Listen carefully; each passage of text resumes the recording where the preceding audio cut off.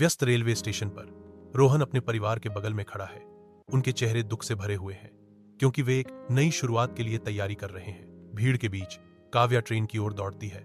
उसका बैकपैक हर कदम के साथ उछलता है, अपने सपनों का पीछा करते हुए। काव्या ट्रेन पर चढ़ती है। उसके पीछे दरवाजे सरक कर बंद हो जाते हैं, जो अज्ञात में उसकी यात्रा का प्रतीक है। ट्रेन के डिब्बे में रोहन और काव्या चुपचाप बैठे हैं। अनकही बातें हवा में भरी हुई हैं। काव्या बोलना शुरू करती है। उसकी आवाज धीमी है क्योंकि वह रोहन को अपनी कहानी बताती है। रोहन जवाब देता है, काव्या को अपने माता पिता के तलाक के बारे में बताते हुए अपना दर्द साझा करता है। साझा कहानियों और कमजोरियों के माध्यम से रोहन और काव्या के बीच एक संबंध उत्पन्न होता है क्योंकि वे एक दूसरे को समझने लगते हैं। ट्रेन रात में दौड़ती है। रोहन और काव्या खुले दरवाजे पर खड़े हैं।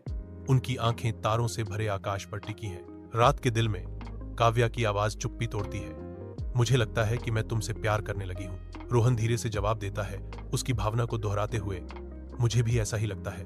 अनकही भावनाओं से एक साथ बंधे हुए वे करीब आते हैं। रात के विशाल विस्तार के नीचे उनके भाग्य आपस में जुड़े हुए हैं। ट्रेन स्टेशन में प्रवेश करती है। रोहन और काव्या अपना सामान इकट्ठा करते हैं। यात्रा के अंत की एक मौन स्वीकृति। काव्या एक आशाजनक वादा करती है, हम फिर मिलेंगे।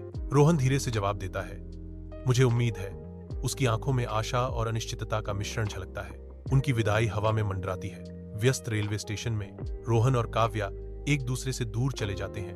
उनके रास्ते अज्ञात में विभाजित हो जाते हैं। एक मौन साझा आवेग उन दोनों को उनके रास्तों पर रोक देता है। इसी समय वे वापस मुड़ते हैं। उनकी आंखें दूरी से मिलती हैं।